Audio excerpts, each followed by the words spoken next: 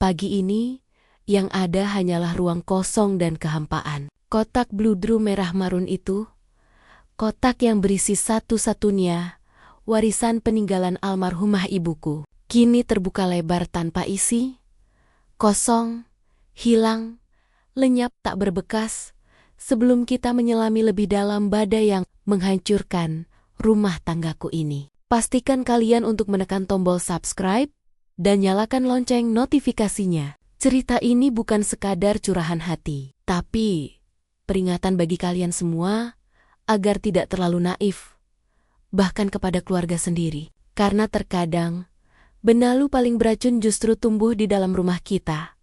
Namaku Cynthia. Aku adalah seorang wanita yang selalu percaya bahwa pengabdian kepada suami adalah kunci surga. Aku mencintai Dean, suamiku, dengan seluruh sisa hidupku. Setidaknya, itulah yang aku yakini sampai detik ini. Kami tinggal di sebuah rumah sederhana di pinggiran kota, tempat yang dulu aku pikir akan menjadi istana kedamaian bagi kami. Namun, kedamaian itu perlahan sirna sejak Ria, adik bungsu Dean, memutuskan untuk menumpang di rumah kami dengan alasan ingin mencari kerja. Pagi itu, suasana rumah terasa sangat riuh, namun bukan riuh yang menyenangkan. Suara tawa Ria terdengar melengking dari arah ruang tamu, bercampur dengan suara ibu mertuaku, Ibu Lastri, yang sejak semalam memang menginap di sini. Aku menarik napas panjang,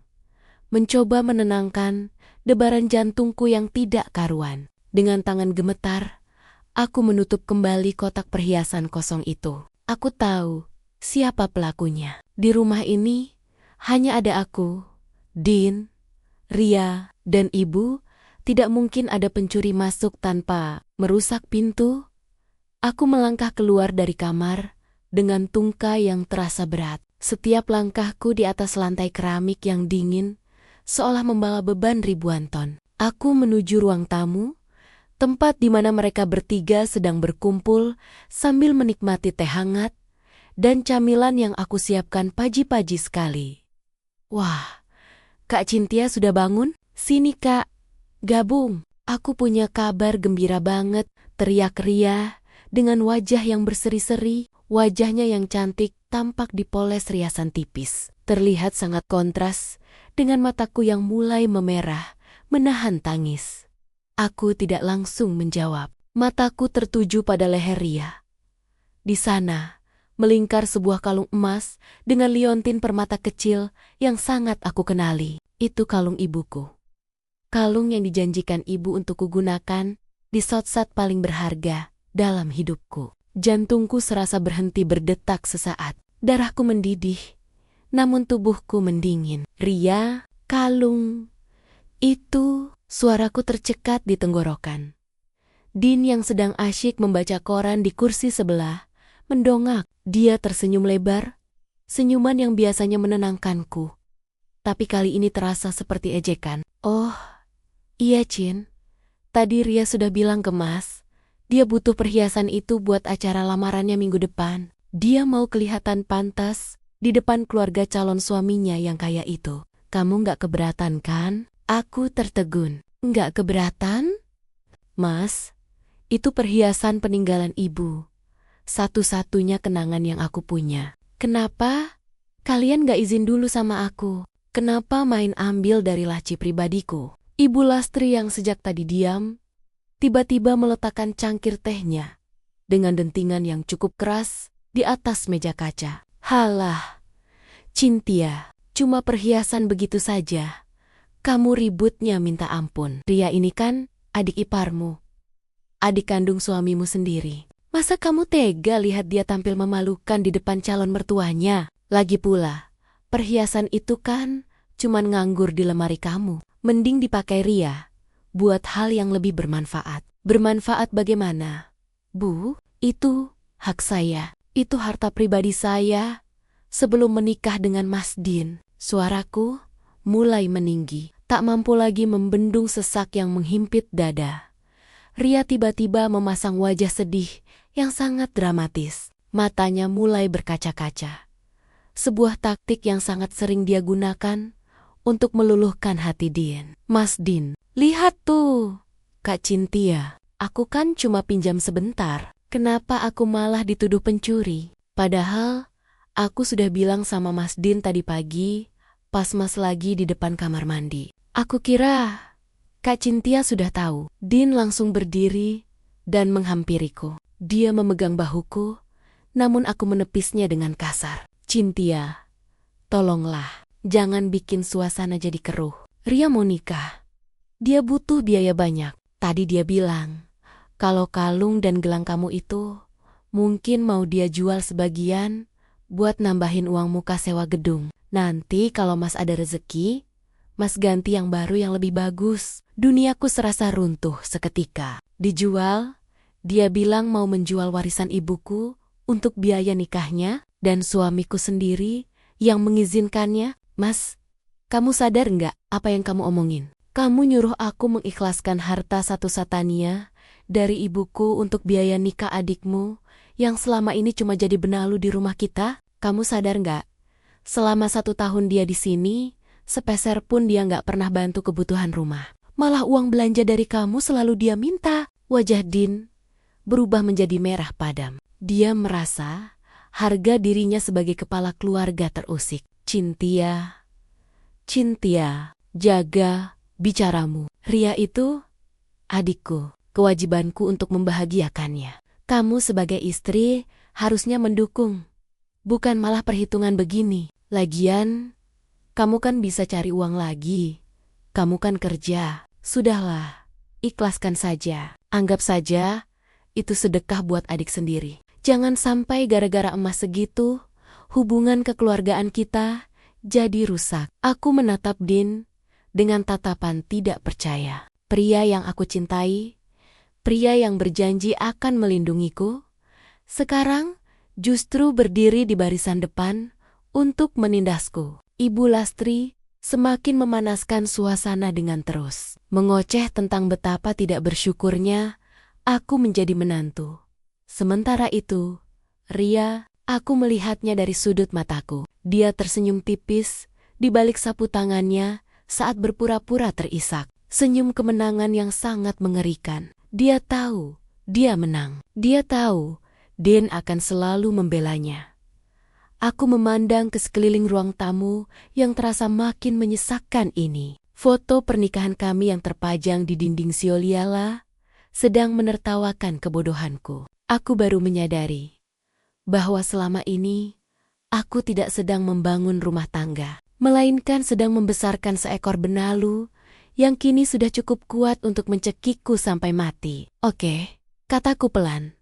Suaraku dingin seperti es. Kalau itu mau kalian. Kalau menurut kalian perhiasan itu nggak lebih berharga dari sekadar biaya nikah Ria. Ria mendongak.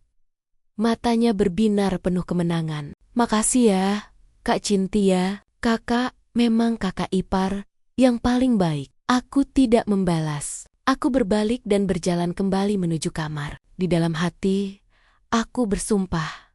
Ini adalah titik awal dari sebuah perubahan. Mereka pikir aku akan diam saja. Mereka pikir aku akan membiarkan mereka mengginiakinjek harga diriku terus-menerus. Saat aku menutup pintu kamar, aku mendengar suara Din yang kembali tenang, memuji Ria dan ibu, seolah-olah tidak ada badai yang baru saja menerjang jiwaku. Namun, di balik pintu yang tertutup itu, aku membuka ponselku. Aku mencari sebuah kontak yang sudah lama tidak aku hubungi. Sebuah rahasia yang bahkan Din tidak pernah tahu tentang siapa sebenarnya aku. Sebelum bertemu dengannya, tanganku masih gemetar. Tapi kali ini bukan karena takut, melainkan karena amarah yang telah membeku menjadi tekad. Jika mereka ingin bermain api di rumahku, maka aku akan pastikan mereka sendiri yang akan terbakar oleh apinya.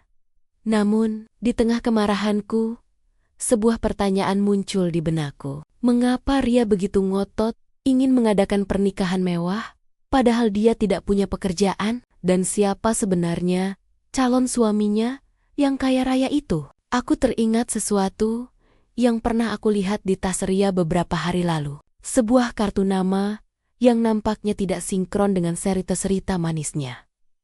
Aku menoleh ke arah jendela, menatap langit yang mulai mendung. Sepertinya bukan hanya hatiku yang akan dilanda badai besar hari ini, karena apa yang aku temukan di laci tersembunyi milik Ria beberapa saat kemudian akan mengubah segalanya secara drastis dan membuatku menyadari bahwa pencurian perhiasan ini hanyalah puncak gunung es dari sebuah pengkhianatan yang jauh lebih besar.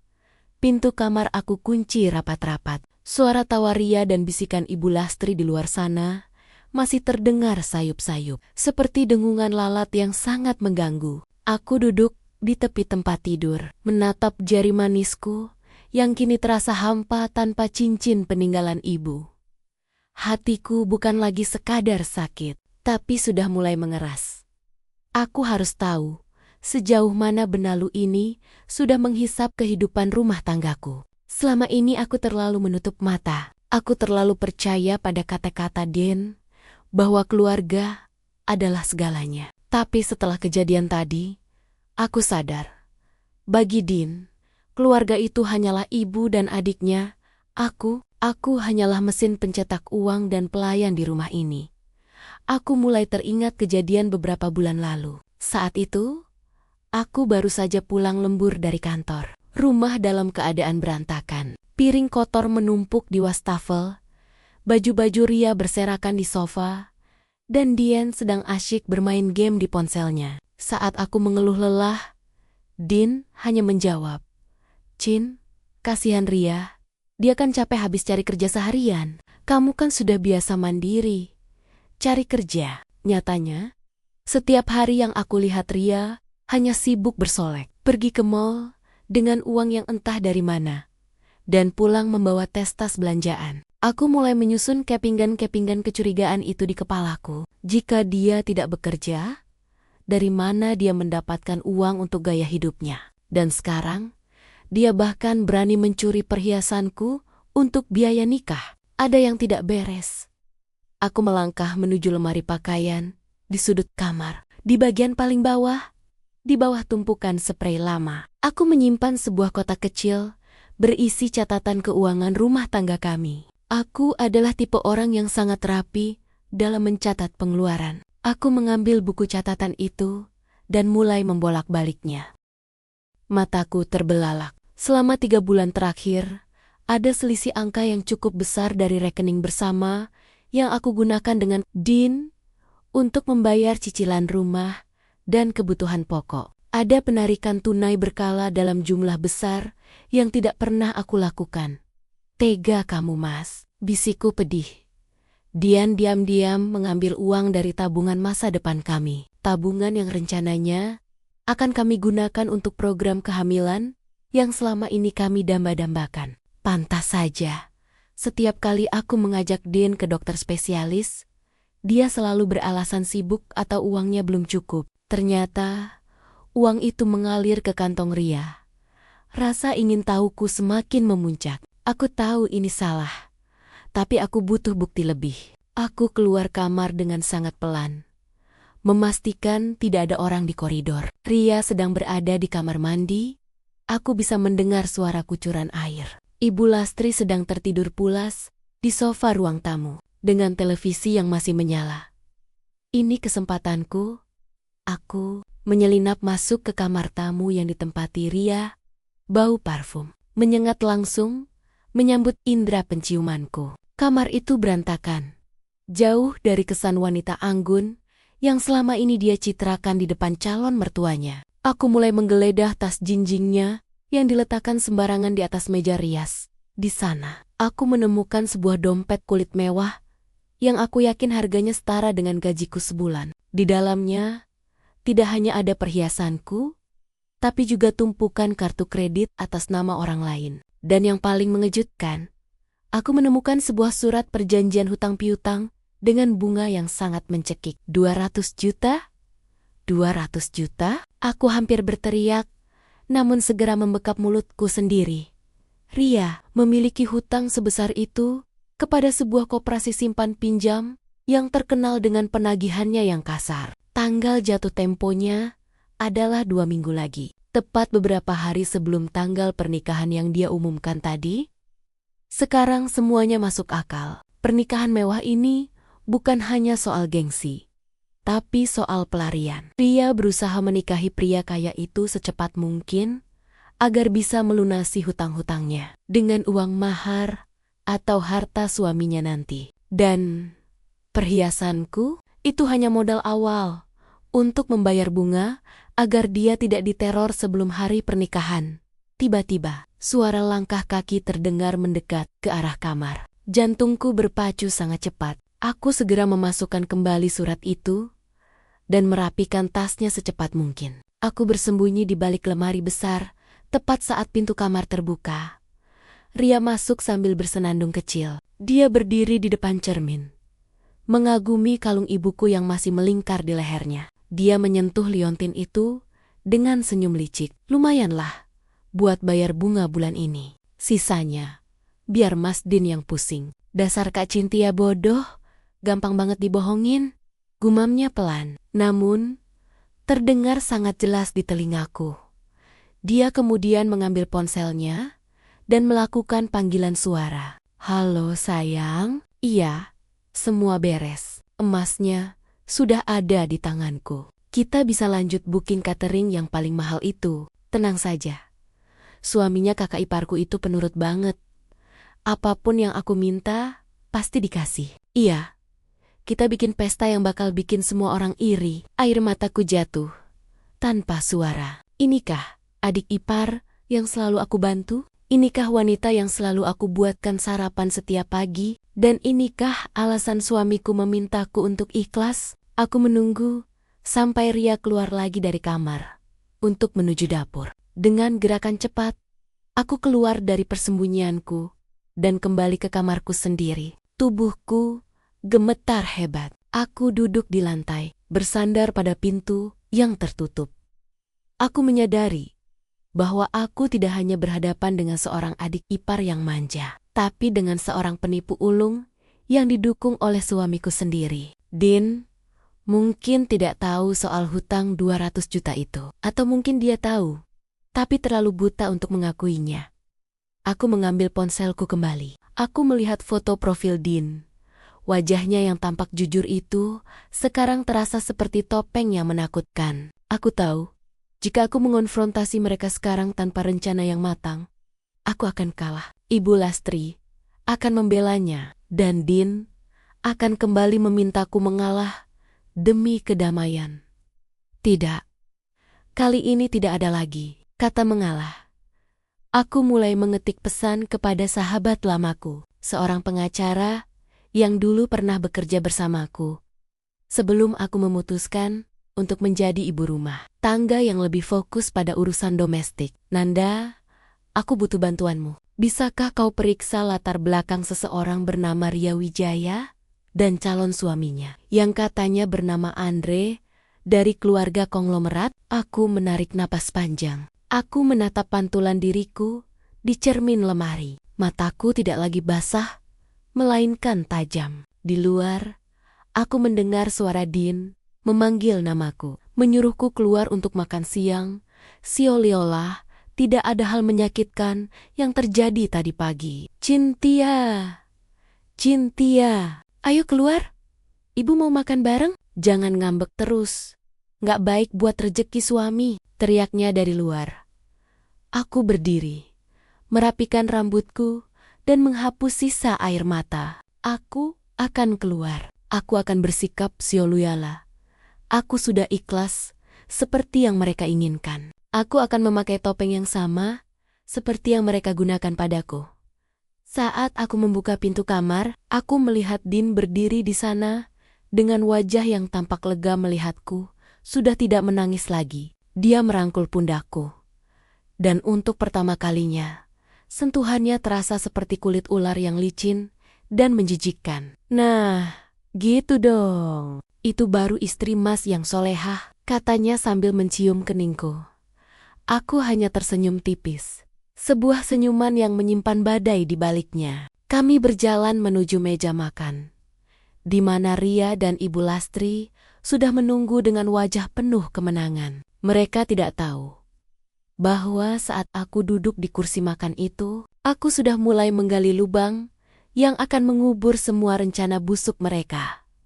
Namun, saat aku baru saja hendak menyuap nasi, ponsel Ria berdering di atas meja. Dia tampak pucat saat melihat siapa yang menelepon. Dia segera mematikan ponselnya dan melirik ke arahku dengan tatapan waspada. Sepertinya, penagih hutang itu tidak sesabar yang dia kira, dan rahasia yang lebih gelap baru saja mulai mengetuk pintu rumah kami. Suasana di meja makan mendadak hening setelah ponsel Ria berhenti berdering. Ria buru-buru membalikkan ponselnya agar layarnya menghadap meja.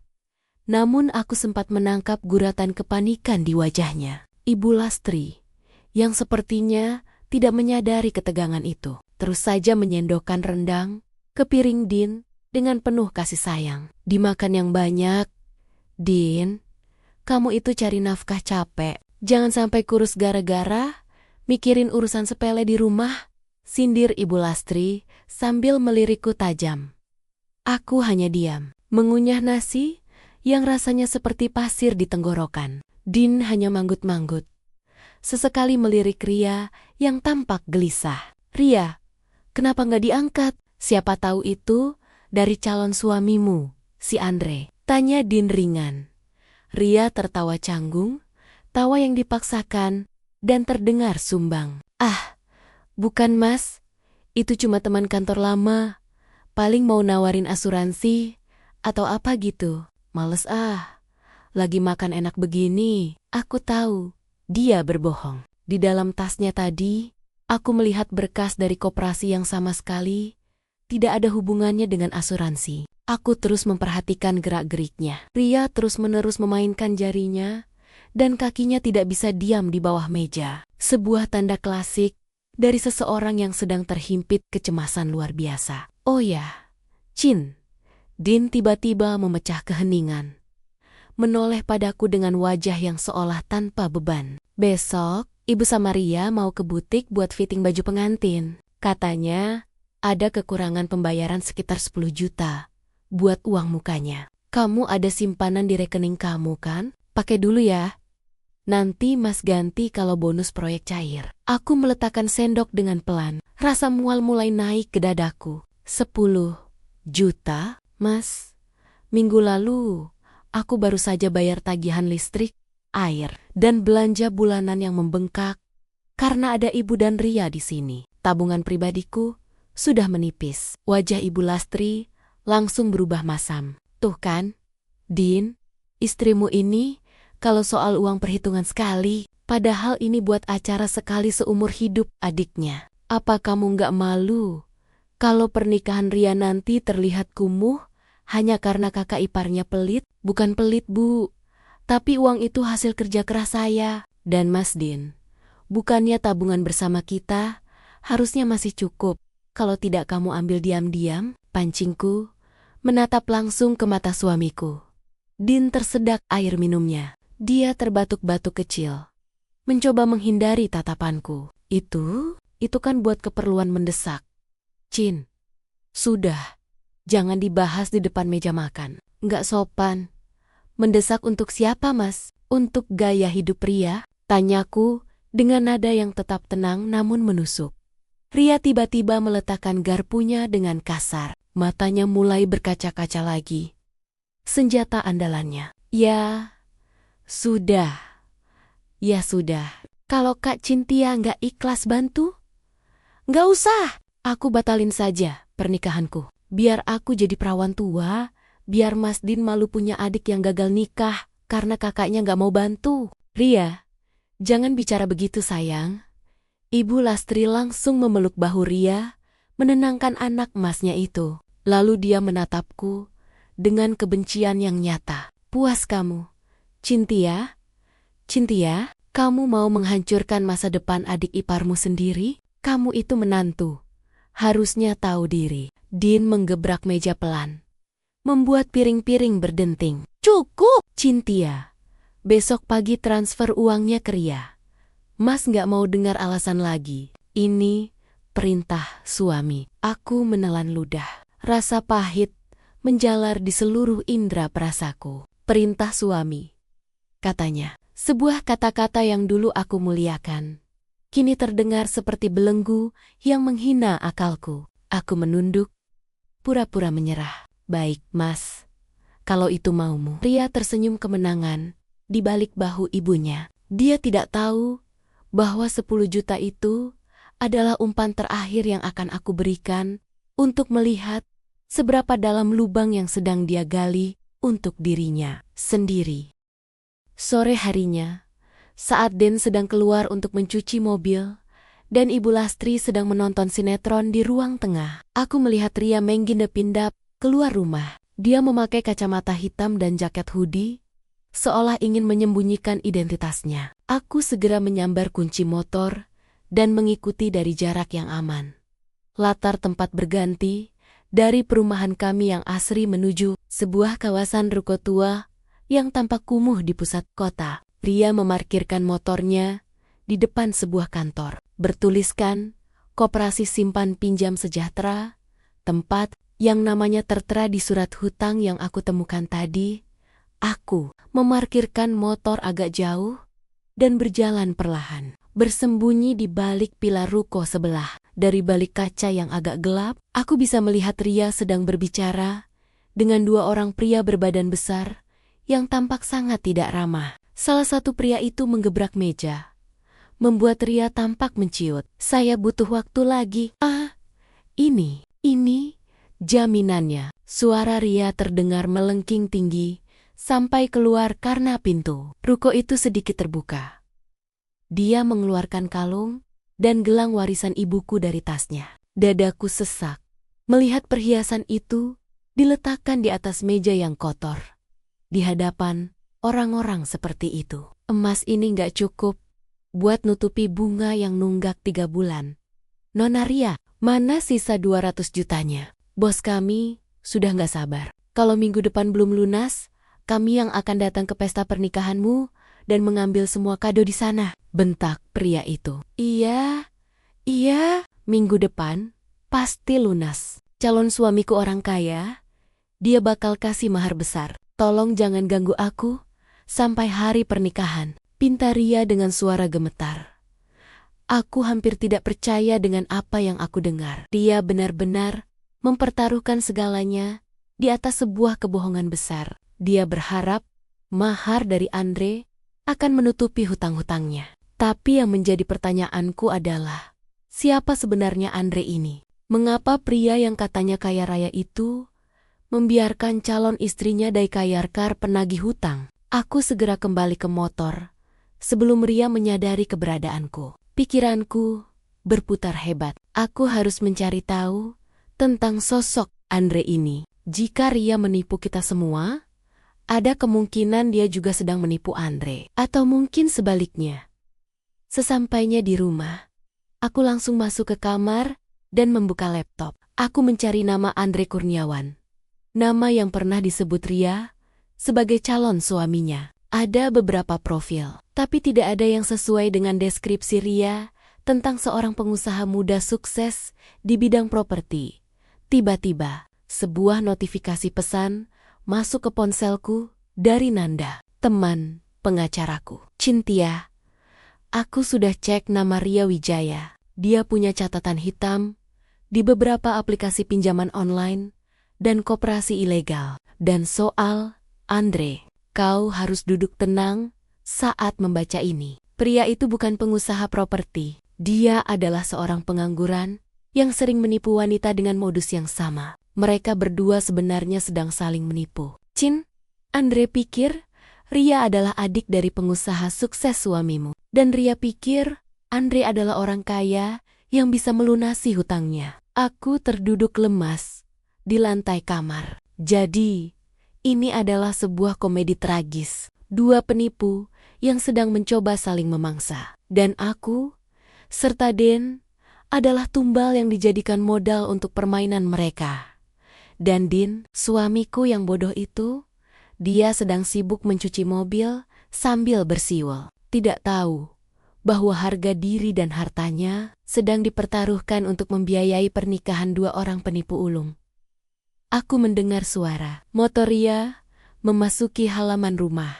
Tak lama kemudian, dia masuk ke rumah dengan wajah yang kembali dipasang ceria. Seolah-olah dia baru saja pulang dari urusan penting yang membahagiakan ibu. Mas Din, lihat, aku baru beli bros cantik buat kebaya kita nanti. Serunya dari ruang tamu. Aku menutup laptopku dengan perlahan. Amarahku kini telah berubah menjadi sebuah rencana yang dingin dan terukur. Jika mereka ingin sebuah pertunjukan, maka aku akan memberikan mereka panggung yang paling megah. Namun, saat aku hendak keluar kamar, aku mendengar Dein berbicara di telepon di teras belakang. Suaranya terdengar sangat rendah dan penuh rahasia. Iya, Pak. Surat tanahnya sudah saya pegang. Saya butuh dana cepat minggu depan. Iya, istri saya nggak akan tahu. Ini untuk masa depan adik saya. Jantungku seperti disambar petir. Surat tanah. Itu adalah surat tanah rumah yang kami tempati sekarang. Yang dibeli dari uang warisan ayahku dan sebagian gajiku. Din benar-benar sudah gila. Dia tidak hanya memberikan perhiasanku, tapi dia juga bersiap untuk menjual atap di atas kepala kami demi benalu itu. Aku mengepalkan tangan hingga kuku-kuku memutih. Permainan ini sudah terlalu jauh. Mas, jika kau lebih memilih menghancurkan rumah kita demi Ria, maka kau juga harus siap ikut tertimbun di bawah reruntuhannya.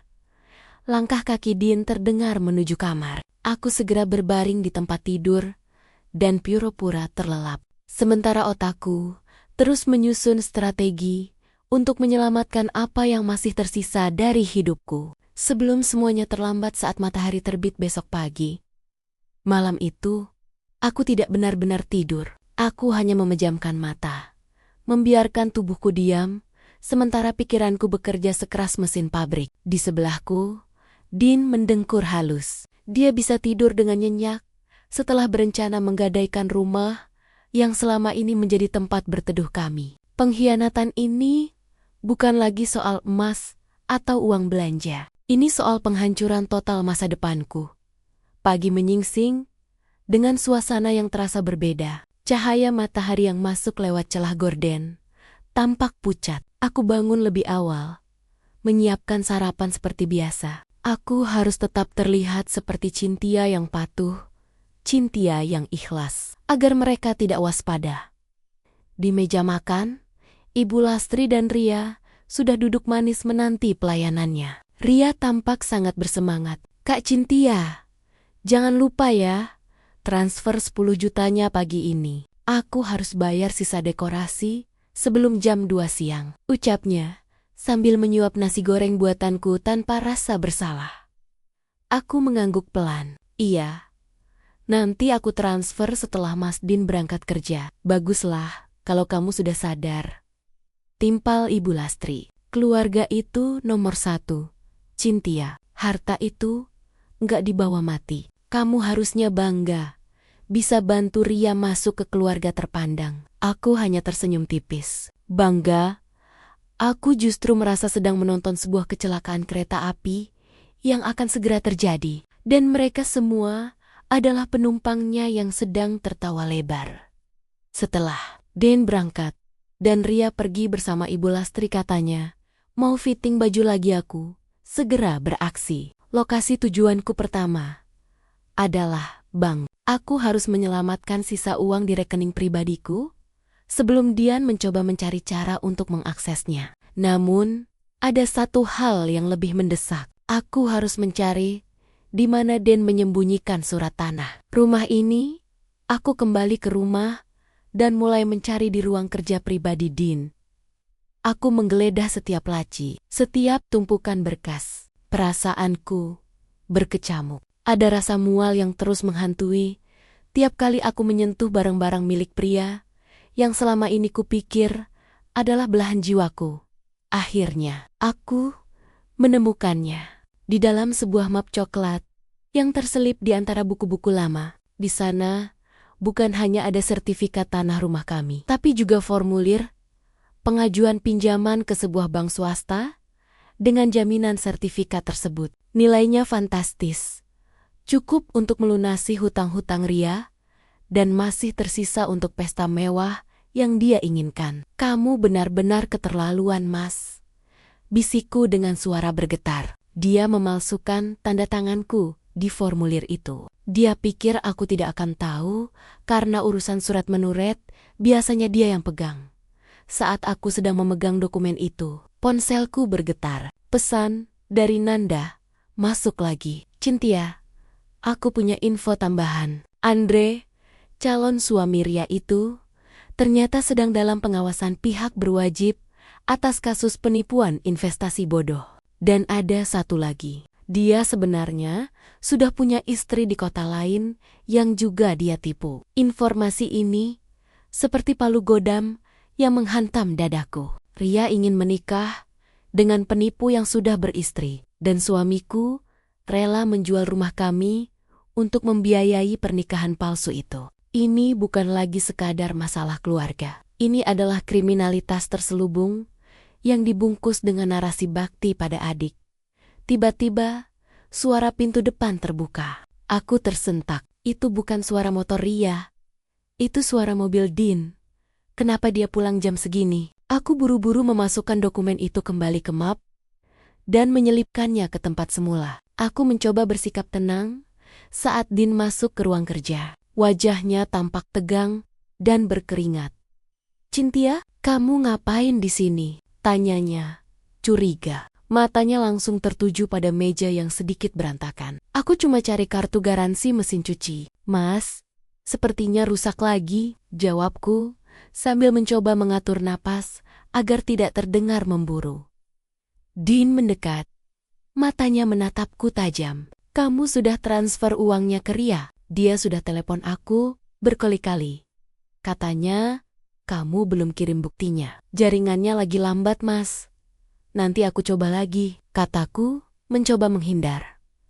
Tapi kali ini, Din tidak bisa diajak kompromi. Dia menarik lenganku dengan cukup keras, membuatku meringis. Jangan bohong, Cynthia. Aku tahu, kamu sengaja menunda-nunda. Kamu mau mempermalukan keluargaku, kan? Kamu mau Ria gagal nikah karena kamu merasa iri karena kamu belum bisa kasih aku keturunan? Kalimat itu menghantam tepat di jantungku. Selama 3 tahun kami menikah, masalah keturunan selalu menjadi topik sensitif yang kami diskusikan dengan hati-hati. Tapi hari ini, dia menggunakannya sebagai senjata untuk merendahkanku, untuk membenarkan tindakannya yang membela Ria. Jadi, itu alasanmu, Mas? Karena aku belum hamil, maka aku nggak punya hak atas rumah ini. Maka aku harus rela harta warisan ibuku dicuri oleh adikmu. Suaraku mulai meninggi karena rasa sakit yang tak tertahankan.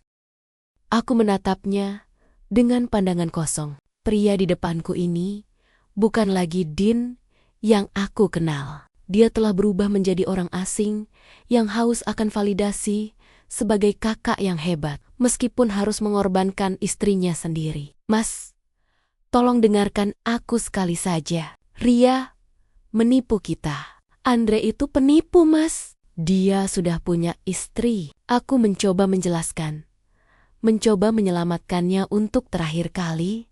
Din justru tertawa. Tawa yang terdengar sangat sinis. Kamu sudah gila karena cemburu, Cynthia. Kamu sampai bikin fitnah keji buat Ria. Aku sudah ketemu Andre. Dia orang baik. Dia cuma lagi butuh modal buat proyek besarnya. Dan sebagai kakak ipar, aku harus bantu lewat Ria. Modal? Dia butuh uang untuk bayar hutang Ria ke Lintah Darat, Mas. Aku lihat sendiri Ria di kantor koperasi itu. Plek, satu tamparan mendarat di pipiku. Panas, perih. Tapi rasa sakit di pipiku tidak ada apa-apanya dibandingkan dengan kehancuran hatiku saat ini. Din menampar aku demi membela kebohongan adiknya. Jangan pernah kamu hina adikku lagi. Keluar dari ruangan ini. Aku akan urus proses ini sendiri. Dan jangan harap kamu dapat sepeser pun kalau kamu terus bersikap seperti ini, ucapnya dingin. Aku memegang pipiku yang berdenyut. Aku menatapnya untuk terakhir kali. Bukan dengan cinta, tapi dengan rasa kasihan. Dia baru saja menutup pintu negosiasi terakhir. Aku keluar dari ruangan itu tanpa kata. Aku berjalan menuju kamar, mengunci pintu, dan mengambil tasku. Aku tidak akan pergi dari rumah ini. Tidak sekarang. Aku akan tetap di sini untuk melihat drama ini sampai akhir. Tapi aku tidak akan lagi menjadi pemeran pendamping yang tertindas.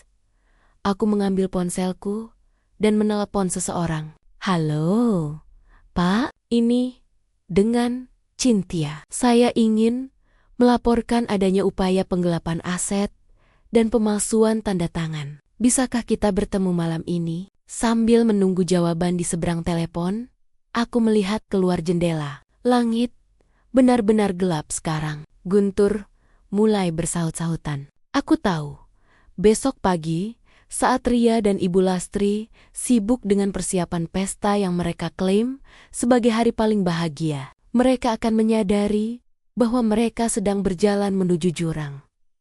Namun, ada satu hal yang masih mengganjal. Aku teringat ucapan Ria di telepon kemarin tentang booking catering paling mahal. Ada satu nama vendor yang dia sebutkan. Dan nama itu terasa sangat akrab di telingaku. Aku mulai main kari-kari di ingatanku, hingga aku teringat sebuah dokumen lama milik ayahku. Jika dugaanku benar, maka kejutan yang aku siapkan untuk mereka tidak hanya akan menghancurkan rencana pernikahan itu, tapi juga akan membuka tabir gelap tentang siapa sebenarnya Ibu Lastri dan mengapa dia begitu membenciku sejak awal. Cliffhanger kehidupan ini baru saja dimulai dan aku siap menjadi sutradaranya. Hujan turun dengan sangat lebat malam itu, seolah-olah langit ikut merasakan badai yang sedang berkecamuk di dalam dadaku. Aku duduk bersimpuh di lantai kamar yang dingin, mengabaikan kasur empuk yang kini terasa seperti tumpukan duri. Pipiku masih terasa kebas akibat tamparan Din, tapi pikiranku jauh lebih tajam dari sebelumnya. Rasa sakit ini telah mencabut sisa-sisa keraguan yang selama ini menghambatku untuk bertindak tegas di luar kamar. Aku bisa mendengar suara Din yang sedang sibuk menelepon. Dia bicara dengan nada yang sangat ramah, nada yang sudah lama tidak dia berikan kepadaku. Iya, Pak. Besok pagi saya bawa dokumen aslinya. Dana bisa langsung cair, kan? Baik. Saya tunggu di kantor Bapak. Suaranya terdengar penuh harap, seolah-olah uang pinjaman itu adalah penyelamat hidupnya. Padahal itu adalah awal dari kebangkrutannya. Aku mengambil sebuah map kecil yang selama ini tersimpan di dasar lemari pakaianku, tersembunyi di balik tumpukan kain batik peninggalan ayah. Di dalamnya terdapat dokumen aset yang tidak pernah diketahui Din ayahku. Sebelum meninggal, adalah seorang pengusaha kontraktor yang cukup sukses. Beliau selalu berpesan, Cynthia, jangan pernah taruh semua telurmu dalam satu keranjang. Dan jangan pernah tunjukkan semua hartamu pada orang lain. Bahkan, pada suamimu sendiri, jika kau belum benar-benar mengenalnya. Dulu aku pikir, ayah terlalu sinis. Tapi sekarang, aku bersyukur telah menuruti nasihatnya. Rumah yang kami tempati ini memang dibeli dengan uang bersama. Namun, tanahnya sebenarnya adalah milik yayasan keluarga ayah yang dipinjamkan kepadaku. Din pikir, sertifikat yang dia pegang itu adalah kunci mutlak kepemilikan. Padahal, ada klausul hukum yang membuat sertifikat itu tidak sah untuk diagunkan tanpa persetujuan Dewan Pengawas Yayasan yang mana adalah aku sendiri dan paman-pamanku. Tiba-tiba, pintu kamar diketuk dengan kasar. Cynthia, Cynthia, buka pintunya. Suara Ibu Lastri melengking di balik kayu jati itu. Aku berdiri, menghapus sisa air mata, dan membuka pintu. Di sana, berdiri ibu mertuaku dengan wajah yang penuh penghinaan. Dia membawa sebuah kantong plastik besar berisi tumpukan baju kotor. Nih, cuci baju-baju Ria. Besok, dia mau pakai buat foto prewedding tambahan. Jangan sampai ada yang kusut atau warnanya luntur. Kamu kan sudah nggak mau bantu uang. Minimal bantu tenaga sebagai kakak ipar. Jangan cuma tahu makan dan numpang tidur di rumah anak saya, katanya sambil melempar kantong itu ke kakiku. Aku menatap tumpukan baju itu, lalu menatap Ibu Lastri. Rumah? Anak ibu? Ibu lupa kalau DP rumah ini dan cicilannya selama 2 tahun pertama sepenuhnya pakai uang saya. Ibu Lastri tertawa mengejek. Suaranya terdengar seperti gesekan amplas. Uang kamu itu, uang Din juga. Istri itu nggak punya harta. Semuanya milik suami. Lagi pula, kamu itu harusnya sadar diri. Wanita mandul kayak kamu itu, untung masih dipelihara sama Din. Di luar sana, banyak wanita yang antre mau jadi istri Din dan kasih dia cucu buat saya. Jadi, lakukan tugasmu dan jangan banyak protes. Perkataan mandul itu kembali terucap. Sebuah tuduhan yang selama ini aku telan bulit-bulit karena aku mencintai Din. Tapi mereka tidak tahu, hasil tes kesehatan setahun lalu menunjukkan bahwa aku sehat secara reproduksi. Justru Din lah yang memiliki masalah kualitas sperma karena pola hidupnya yang buruk. Namun, demi menjaga harga diri suamiku, aku memilih bungkam dan membiarkan diriku yang disalahkan oleh ibu mertuaku. Aku tersenyum tipis. Sebuah senyuman yang membuat Ibu Lastri tampak sedikit bingung. Baik, Bu. Saya akan cuci baju-baju ini. Saya akan pastikan baju-baju ini bersih. Sebersih rencana kalian. Ibu Lastri mendengus dan pergi begitu saja. Aku membawa kantong plastik itu ke ruang cuci di bagian belakang rumah. Di sana, di tengah suara mesin cuci yang berputar, aku mulai memilah baju-baju mahal Ria. Semuanya bermerek, semuanya baru. Dan di salah satu saku jaketnya, aku menemukan sebuah nota kecil. Itu nota dari sebuah toko perhiasan imitasi di pasar grosir. Di sana tertulis, pesanan kalung dan gelang model antik. Selesai. Darahku berdesir. Aku segera teringat kalung yang dipakai Ria di meja makan tadi. Aku berlari menuju kamarku lagi dan mengambil sebuah cairan pembersih logam yang sangat kuat. Jika itu emas asli, cairan ini tidak akan merusaknya. Tapi jika itu hanya sepuhan, kesempatan datang saat Ria masuk ke kamar mandi untuk mandi malam. Aku melihat kalung itu tergeletak di meja rias luar karena dia buru-buru. Aku menyelinap, meneteskan sedikit cairan itu di bagian pengaitnya. Dalam hitungan detik, warna kuning berkilau itu berubah menjadi hitam kusam dan mengelupas. Ternyata benar, bisikku. Ria telah menjual perhiasan asliku ke toko emas lain. Lalu dia membeli tiruannya yang sangat mirip untuk menipu Din dan Ibu Lastri, agar mereka pikir perhiasan itu masih ada. Dia menggunakan uang hasil penjualan emas asliku untuk membayar uang muka vendor-vendor mewahnya. Dia benar-benar licin. Dia menipu kakaknya sendiri agar kakaknya merasa bertanggung jawab membantunya. Padahal, dia sudah memegang uang hasil jarahannya sendiri. Aku segera mengembalikan kalung itu ke posisi semula. Biarkan saja dia memakainya besok. Biarkan dia tampil dengan perhiasan yang perlahan akan menghitam di lehernya saat terkena keringat di bawah lampu sorot kamera. Malam semakin larut, dan aku kembali ke dapur untuk mengambil minum. Di sana, aku melihat Din sedang duduk sendirian, menatap sertifikat tanah di tangannya dengan tatapan kosong. Untuk sesaat, aku melihat ada keraguan di matanya. Apa dia merasa bersalah? Apa dia merasa takut kehilangan aku? Mas, panggilku pelan. Din tersentak. Dia segera menyembunyikan sertifikat itu di balik punggungnya. Kamu ngapain di sini? Belum tidur? Mas, kalau seandainya semua ini salah, kalau seandainya Ria membohongi kita, apa kamu tetap akan melakukan ini? Apa kamu tetap akan menjual masa depan kita demi dia? Tanyaku dengan nada serendah mungkin, memberikan dia satu kesempatan terakhir untuk berbalik. Din terdiam. Dia menunduk, lalu menarik napas panjang. Ini bukan soal salah atau benar, Chin. Ini soal tanggung jawabku sebagai kakak laki-laki satu-satunya. Kamu gak akan paham karena kamu gak punya adik. Sudah, jangan bahas lagi. Pergi, tidur sana. Hatiku tertutup rapat. Kesempatan terakhir sudah lewat. Din lebih memilih egonya dan manipulasi adiknya daripada kejujuran istrinya sendiri. Aku kembali ke kamar, tapi tidak untuk tidur. Aku mengemasi barang-barang pentingku ke dalam sebuah tas ransel kecil, dokumen, paspor, dan beberapa lembar pakaian. Aku meletakkannya di bawah tempat tidur.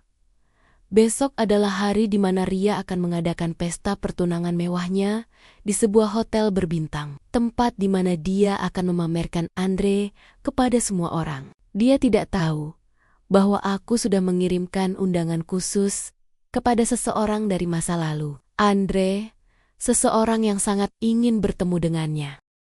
Sambil menatap langit-langit kamar, aku membayangkan wajah mereka besok. Wajah Din saat tahu sertifikat itu tidak berguna, wajah Ria saat penipuannya terbongkar, dan wajah Ibu Lastri saat tahu menantu yang dia sebut mandul ini adalah satu-satunya orang yang memegang kunci keselamatan ekonomi keluarga mereka.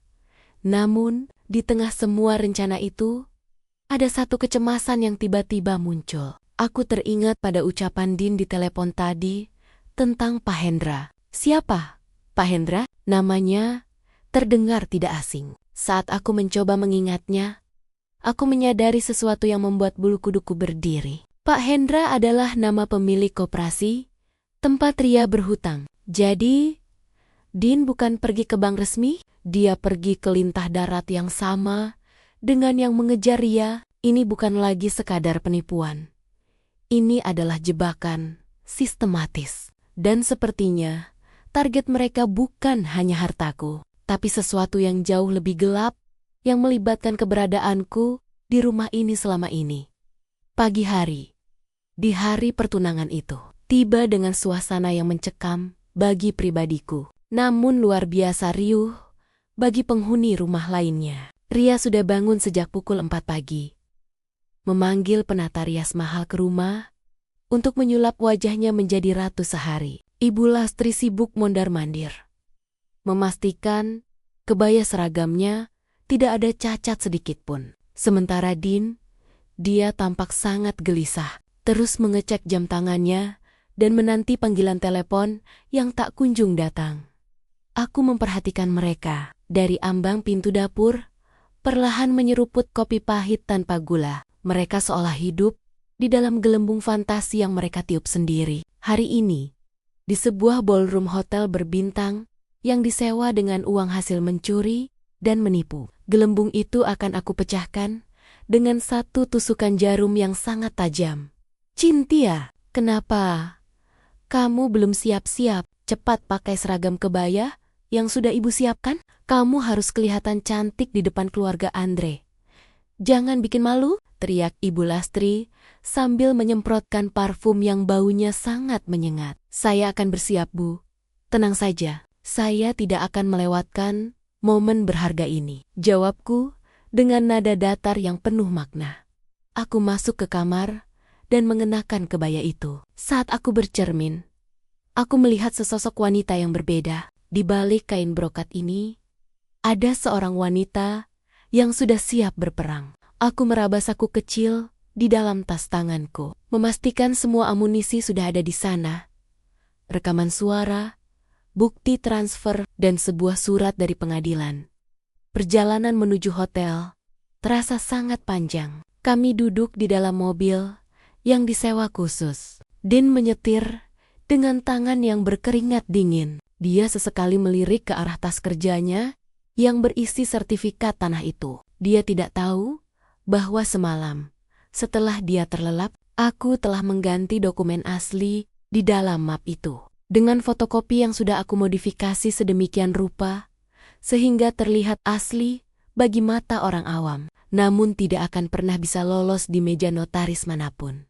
Saat kami memasuki lobi hotel yang mewah, pemandangan berubah drastis. Lampu kristal yang menggantung megah dan hamparan karpet merah seolah menyambut kemenangan semu. Ria turun dari mobil dengan dagu terangkat, mengenakan kalung emas warisanku yang mulai menunjukkan bercak hitam di bagian belakang lehernya karena bereaksi dengan bahan kimia kosmetiknya di ballroom. Sosok Andre sudah menunggu. Dia tampak gagah dengan setelan jas, namun matanya terus bergerak liar seolah mencari jalan keluar atau mewaspadai sesuatu. Saat melihat kami, dia tersenyum lebar. Tapi senyum itu tidak sampai ke mata. "Ini dia, calon adik iparku yang luar biasa," kata Andre sambil menyalami Dian. "Bagaimana Mas Din? Berkas yang kita bicarakan sudah siap?" "Temanku, Pak Hendra, sudah ada di ruang VIP di atas. Dia bawa dananya tunai sebagian agar acara hari ini lancar." Din mengangguk. "Mantap. Siap, Dre.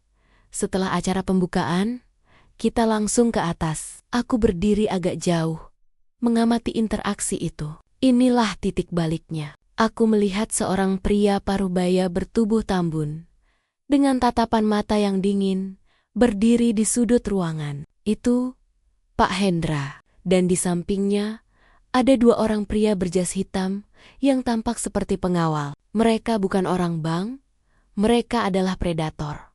Aku mengeluarkan ponselku dan mengirim satu pesan singkat kepada Nanda. "Sekarang, bawa dia masuk melalui pintu samping." Acara pertunangan dimulai dengan pidato manis dari Ibu Lastri yang memuji-muji betapa hebatnya Ria dan betapa beruntungnya mereka mendapatkan Andre. Di tengah riuh rendah tepuk tangan, aku melangkah maju menuju podium. Pembawa acara tampak bingung, namun aku langsung mengambil alih mikrofon. "Mohon maaf atas interupsinya."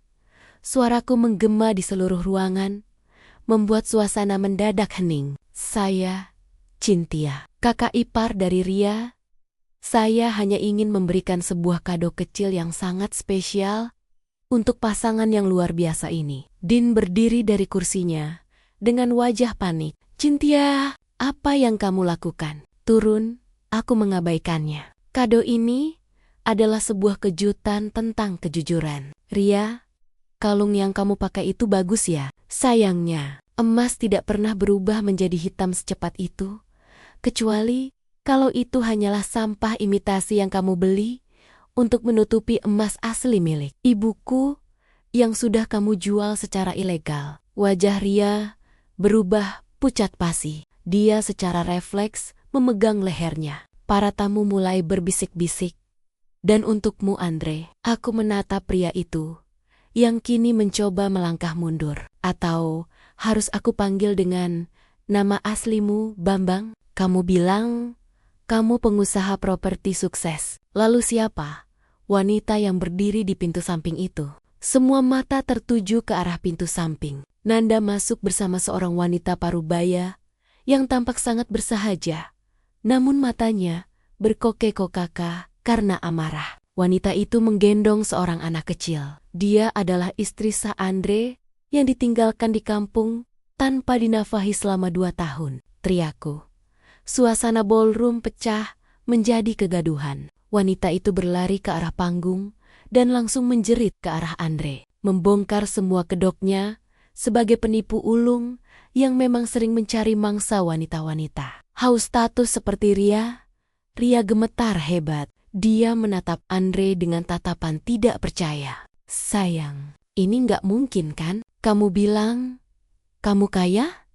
"Kaya?" Andre akhirnya membentak karena sudah terpojok. "Aku pikir kamu yang kaya. Kamu bilang kakakmu punya perusahaan kontraktor besar. Aku cuma mau ambil mahar kamu buat bayar hutang judi aku." Di saat itulah Pak Hendra dan anak buahnya melangkah maju. Mereka tidak lagi peduli dengan keramaian. Pak Hendra langsung mencengkeram kerah baju Din. "Mana dokumennya? Mana sertifikat tanahnya? Kalian berdua sudah menipu saya. Ternyata kalian cuma sekumpulan penipu amatir yang gak punya apa-apa." Din mencoba melawan, tapi dia tersungkur ke lantai. Map coklat itu terjatuh, dan isinya berantakan. Pak Hendra mengambil salah satu lembaran itu, membacanya sebentar, lalu tertawa keras yang terdengar mengerikan. "Ini fotokopi, bodoh. Kamu mau menipu saya dengan kertas sampah ini?" Pak Hendra merobek kertas itu di depan wajah Den yang kini pucat seperti mayat. Aku berdiri di panggung, menatap pemandangan di bawahku. Dengan perasaan yang sulit dijelaskan, ada kepuasan. Tapi juga ada rasa pedih yang mendalam. Rahasia asli mereka kini terkuak secara total. Ria bukan hanya mencuri perhiasanku, dia telah menjebak seluruh keluarganya ke dalam lingkaran setan penipuan. Dan Din, suamiku, adalah pion paling bodoh dalam permainan ini.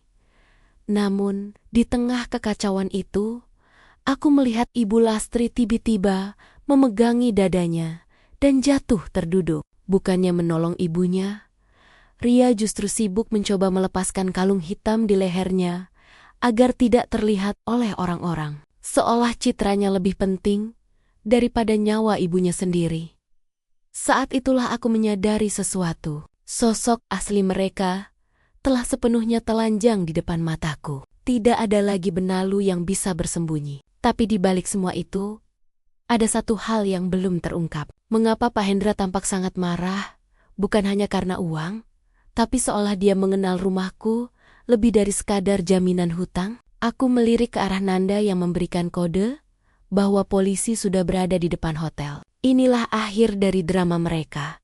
Tapi bagiku, ini adalah babak baru untuk mengungkap misteri yang lebih besar tentang asal-usul keluargaku yang selama ini disembunyikan oleh Ibu Lastri dan Din.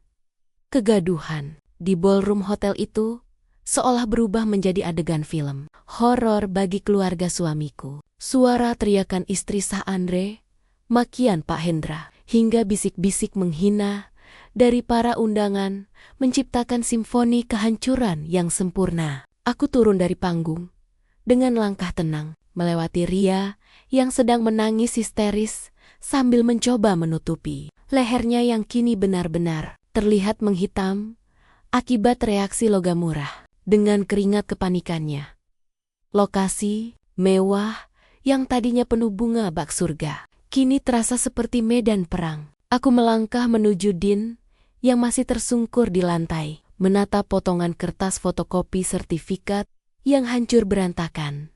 Cynthia, tega kamu. Kenapa kamu lakukan ini? Suara Din bergetar. Penuh luka, namun masih terselip nada menyalahkan. Aku berjongkok di hadapannya, menatap matanya dalam-dalam. Tega mana, Mas? Aku yang membongkar kebenaran.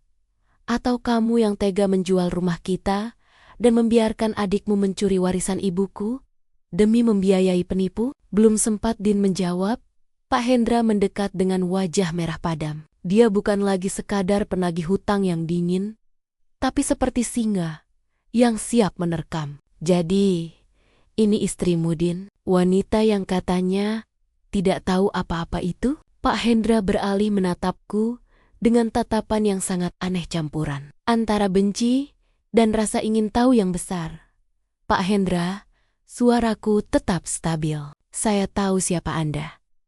Anda bukan cuma pemilik koperasi ilegal. Anda adalah mantan anak buah ayah saya yang dipecat karena kasus Pengge. Suasana mendadak hening. Pak Hendra tertegun, langkahnya terhenti. Wajahnya yang tadinya garang mendadak pucat. Ibu Lastri yang tadinya pura-pura pingsan di kursi, tiba-tiba terduduk tegak dengan mata melotot ketakutan. Bagaimana kamu tahu? Gumam Ibu Lastri dengan suara parau. Inilah saatnya pembuktian di lokasi yang sangat kontras ini. Di tengah kemewahan palsu yang diciptakan Ria, aku membuka tabir gelap yang selama ini mereka tutup rapat. Aku mengeluarkan sebuah dokumen lama dari tas tanganku, sebuah surat wasiat asli yang selama ini disembunyikan oleh Ibu Lastri di lemari tuanya, yang berhasil aku ambil kemarin saat mereka sibuk fitting baju. Ayahku tidak pernah hanya meninggalkan perhiasan. Mas, kataku sambil menatap D yang tampak linglung. Ayahku meninggalkan seluruh kepemilikan tanah di kawasan Ruko, tempat kantor Pak Hendra berdiri. Dan dalam wasiat ini tertulis jelas bahwa jika Ibu Lastri mencoba bekerja sama dengan pihak luar untuk mencairkan aset keluarga, maka seluruh hak asuh dan harta akan jatuh sepenuhnya padaku, tanpa sisa. Ria yang mendengar itu langsung berhenti menangis. Matanya yang sembab kini membelalak penuh kebencian, sekaligus ketamakan. Jadi, Kak Cynthia punya harta sebanyak itu? Kenapa kakak nggak bilang? Kalau kakak kasih tahu, aku nggak perlu pinjam ke Pak Hendra. Aku nggak perlu jual emas itu. Aku tertawa.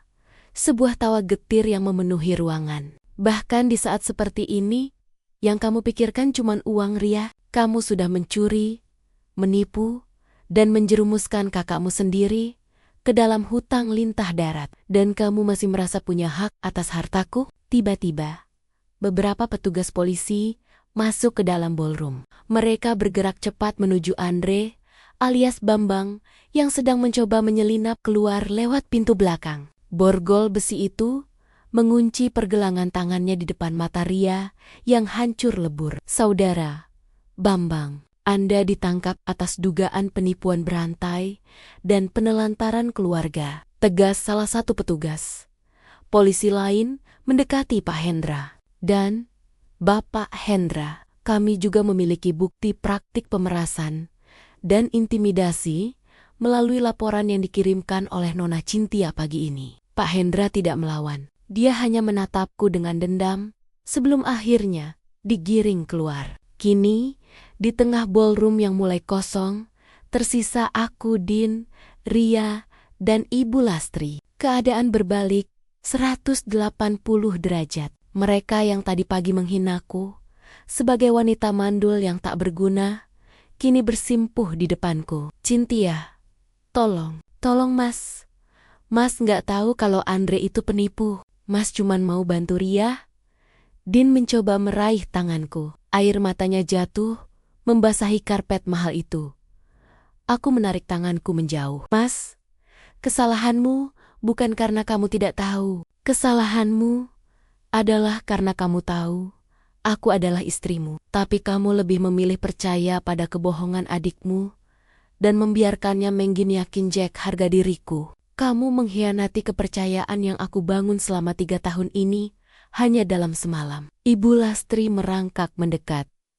Wajahnya yang tadi sombong, kini tampak sangat tua dan menyedihkan. Cynthia, maafkan ibu. Ibu hanya ingin Ria bahagia. Tolong bantu kami bayar hutang-hutang Ria. Kamu kan kaya.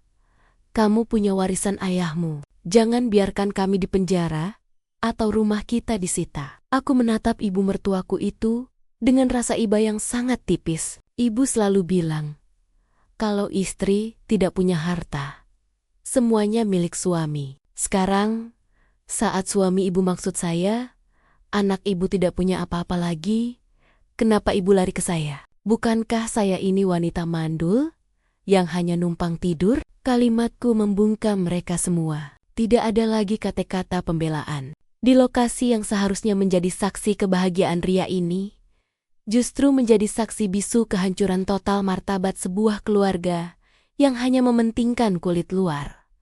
Aku berbalik, melangkah menuju pintu keluar. Nanda sudah menungguku di sana dengan mobil yang siap berangkat. Namun, sebelum aku benar-benar pergi, aku menoleh sekali lagi ke arah Ria yang sedang mencoba memetik mutiara-mutiara imitasi dari gaun pengantinnya. Seolah benda itu masih punya harga. Oh, satu lagi, kataku dengan suara yang cukup keras agar mereka semua dengar. Urusan perceraian kita, Mas Din, pengacaraku akan mengirimkan berkasnya besok pagi. Dan soal rumah itu, kamu punya waktu 24 jam untuk angkat kaki bersama ibu dan adikmu. Karena mulai besok, rumah itu resmi akan aku jual untuk menutupi biaya kerugian atas emas ibuku yang telah kalian hilangkan. Cynthia, kamu tega membuang kami ke jalanan, teriak Ibu Lastri histeris.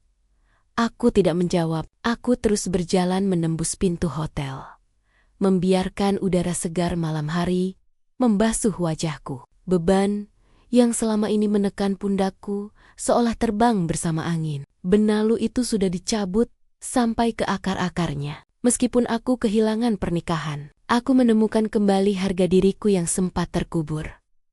Namun, saat aku masuk ke dalam mobil, Nanda menyerahkan sebuah amplop kecil yang dia temukan di meja rias Ria sebelum polisi masuk. Cin, kamu harus lihat ini. Sepertinya ada satu rahasia lagi yang bahkan Din tidak tahu. Aku membuka amplop itu, dan jantungku berdegup kencang. Itu adalah surat hasil laboratorium kesehatan atas nama Din dari sebuah klinik di luar kota. Isinya menunjukkan bahwa Din sebenarnya sudah tahu tentang kondisinya yang sulit memiliki keturunan sejak sebelum kami menikah. Namun dia sengaja menyembunyikannya dan membiarkan aku yang disalahkan oleh ibunya selama bertahun-tahun. Tanganku gemetar. Ternyata pengkhianatan ini jauh lebih dalam dan jauh lebih lama dari yang aku bayangkan. Segalanya adalah skenario untuk menjadikanku kambing hitam. Aku menarik napas dalam, menatap lampu-lampu kota yang buram karena air mata. Inilah akhir dari babak ini, dan aku tidak akan pernah menoleh ke belakang lagi. Mobil yang dikendarai Nanda melaju membelah kegelapan malam, menjauh dari hotel yang kini menjadi saksi bisu hancurnya martabat keluarga Din.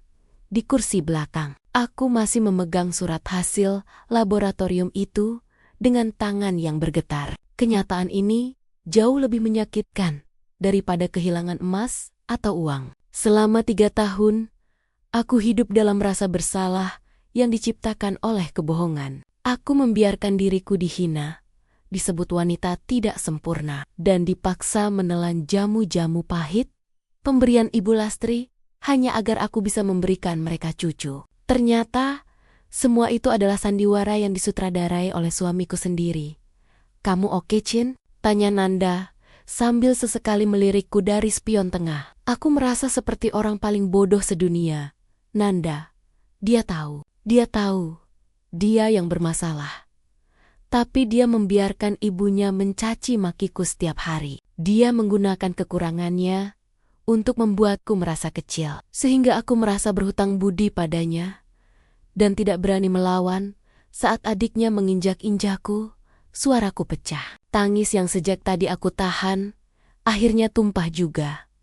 Sementara itu, di ballroom hotel, kehancuran sedang mencapai puncaknya. Polisi telah membawa Andre dan Pak Hendra. Para tamu undangan sudah bubar dengan membawa bahan gunjingan yang tidak akan habis selama 7 turunan. Tersisa Din yang masih terduduk lemas di antara serpihan kertas, Ibu Lastri yang terus meratap, dan Ria yang tampak seperti hantu dengan riasan wajah yang luntur terkena air mata. "Mas, gimana ini? Kita harus bayar catering dan sewa gedung malam ini juga. Manajer hotel sudah menagih," rengek Ria sambil menarik-narik jas Din. "Terus hutangku ke Pak Hendra. Kalau dia di penjara, anak buahnya pasti tetap cari aku, Mas." Din berdiri dengan sisa tenaganya. Dia menatap adiknya dengan tatapan yang sangat asing, bukan lagi tatapan kasih sayang, melainkan kebencian murni. "Semua ini gara-gara kamu, Ria. Kalau saja kamu gak serakah, kalau saja kamu gak mencuri perhiasan Cynthia, aku gak akan nekat gadaikan rumah. Sekarang kita gak punya apa-apa. Kamu puas." "Loh, kok Mas nyalahin aku? Mas kan yang bilang mau tanggung jawab. Mas yang bilang Cynthia itu cuma mesin uang," balas Ria tidak mau kalah. Plak, satu tamparan keras mendarat di pipi Ria. Kali ini bukan aku, tapi Din sendiri yang melakukannya. Ria terjerembab ke lantai, memegangi pipinya dengan mata terbelalak. "Cukup, Din. Jangan pukul adikmu," teriak Ibu Lastri, mencoba melerai. "Ini semua salah Cynthia. Dia itu licik. Dia sengaja menjebak kita." "Enggak, Bu. Ini salah kita," bentak Den dengan suara serak. "Cynthia, benar. Kita adalah benalu. Dan sekarang, inangnya sudah pergi. Kita mau makan apa besok? Kita mau tinggal di mana?" Di dalam mobil, aku mulai menghapus air mataku. Aku tidak boleh lemah. Aku mengambil ponsel dan mulai mengetik instruksi terakhir untuk tim lapangan yang sudah aku sewa sebelumnya. Aku memastikan bahwa malam ini juga akses mereka ke rekening bersama diblokir, dan gembok rumah sudah diganti oleh petugas keamanan swasta. "Nanda, antarkan aku ke apartemen peninggalan ayah. Aku ingin istirahat total." Besok pagi, kita mulai proses hukum untuk semua ini. Aku ingin perhiasanku kembali. Atau setidaknya, Ria harus merasakan dinginnya lantai penjara karena pencurian itu, kataku dengan nada tegas. Malam berganti pagi. Cahaya matahari masuk ke jendela apartemenku yang menghadap langsung ke arah kota. Aku terbangun bukan lagi sebagai istri yang tertindas, tapi sebagai Cynthia yang bebas. Aku menyalakan televisi. Dan benar saja, berita tentang penipuan di pesta pernikahan mewah itu menjadi viral di media sosial. Wajah Ria dan Andre terpampang jelas dengan sensor tipis. Kolom komentar penuh dengan caci maki netizen yang menjuluki mereka sebagai pasangan penipu abad ini. Ria, yang sangat memuja citra dan kemewahan, kini menjadi bahan tertawaan seantero negeri.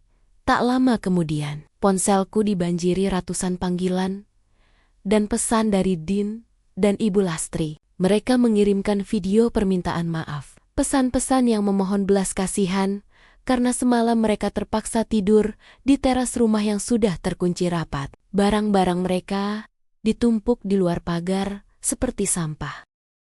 Aku membuka salah satu pesan suara dari Ibu Lastri. Cynthia, Ibu mohon, buka pintunya. Ria jatuh sakit.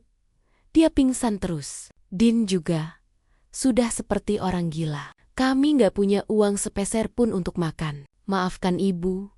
Cynthia, Ibu janji nggak akan menghinamu lagi. Kamu boleh panggil Ibu apa saja.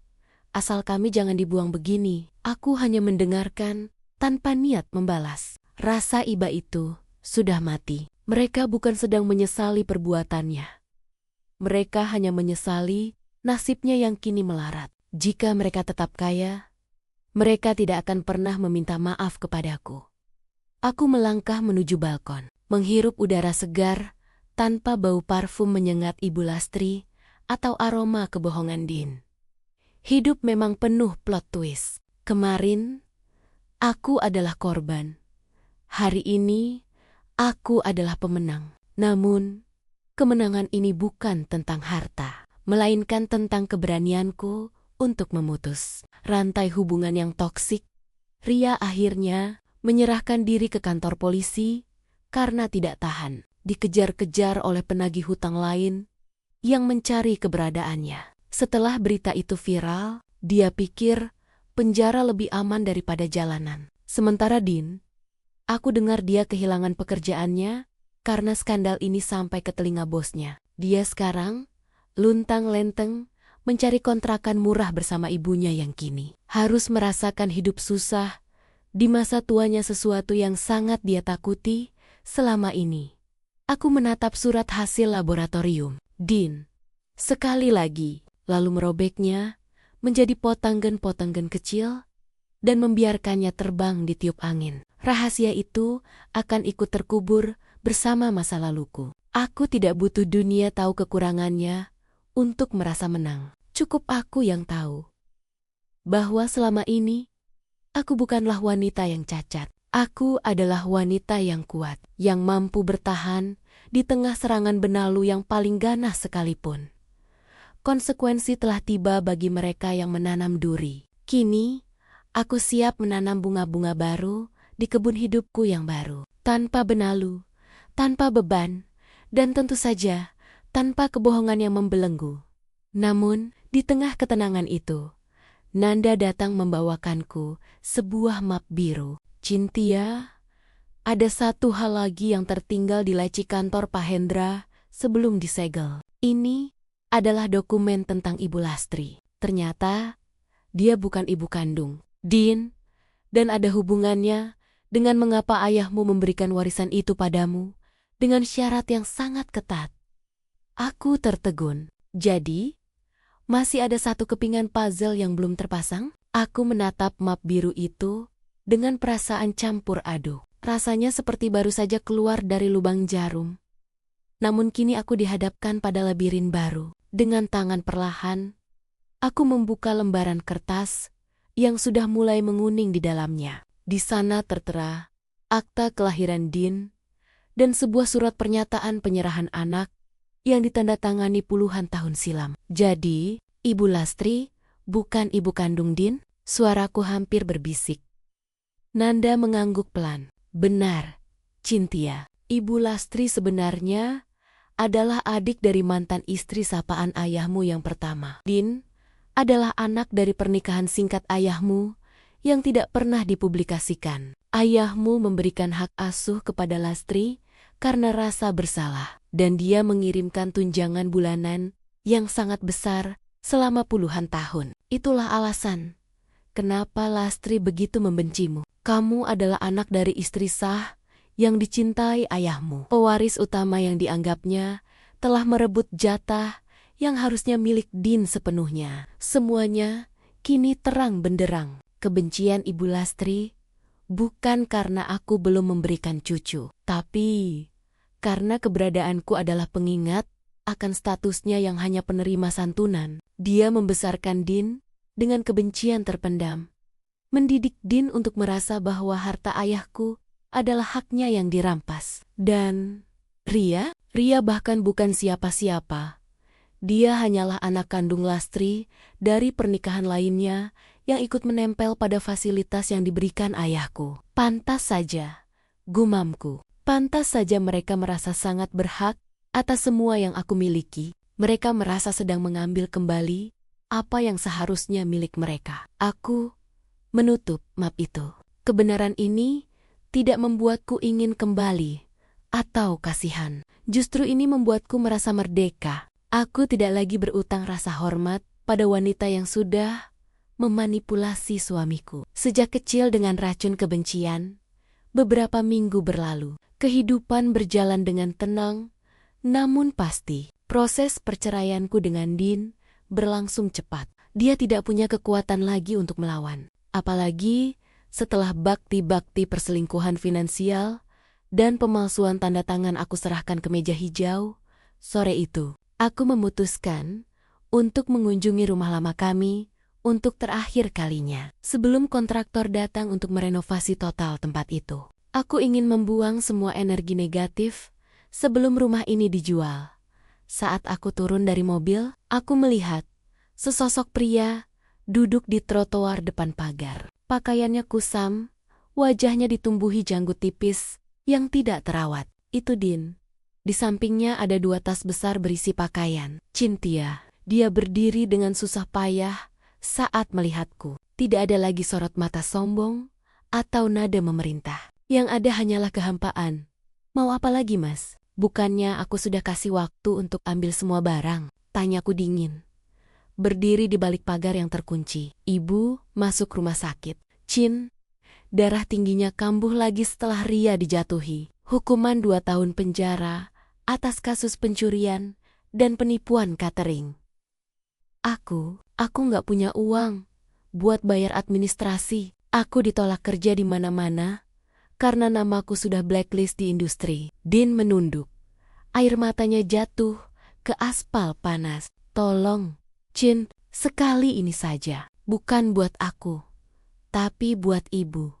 Bagaimanapun, dia pernah jadi mertuamu. Aku menarik napas panjang, menatap langit yang mulai jingga. Mas, kamu ingat saat aku memohon padamu untuk tidak menjual warisan ibuku? Kamu bilang apa? Kamu bilang aku harus ikhlas karena itu untuk kebahagiaan adikmu. Sekarang, aku juga sedang belajar ikhlas. Aku ikhlas melihat kalian menerima buah dari apa yang kalian tanam sendiri. Kamu tega, Cynthia. Kamu sudah berubah jadi wanita yang sangat keras hati.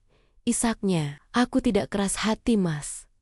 Aku hanya sudah punya batas. Kamu yang mengajariku bahwa pengorbanan istri itu ada batasnya jika terus-menerus dikhianati. Soal ibu, aku sudah mengirimkan sejumlah uang ke pihak rumah sakit untuk biaya daruratnya. Itu adalah bakti terakhirku sebagai mantan menantu. Setelah ini, jangan pernah muncul lagi di hadapanku. Aku berbalik tanpa menunggu jawabannya. Aku masuk ke dalam rumah, menutup pintu rapat-rapat, dan membiarkan Din membeku di luar sana. Rasa sakit itu masih ada, tapi kekuatanku jauh lebih besar.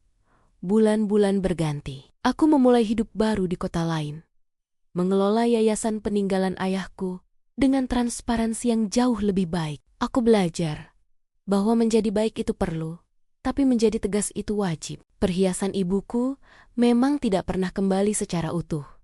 Beberapa sudah dilebur oleh penadah tempat Ria menjualnya. Namun, aku memesan replika yang sama persis, bukan untuk membohongi diri, melainkan sebagai pengingat bahwa meskipun pernah hancur, keindahan bisa dibangun kembali.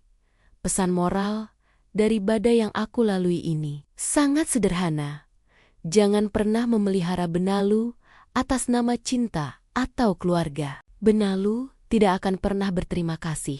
Dia hanya akan berhenti menghisapmu saat kamu sudah kering dan mati. Dan bagi para suami, ingatlah bahwa istrimu adalah amanah, bukan mesin ATM atau pelayan bagi ego keluargamu. Saat kamu lebih memilih membela kebohongan saudaramu daripada kejujuran istrimu, saat itulah kamu sebenarnya sudah kehilangan rumahmu yang sesungguhnya.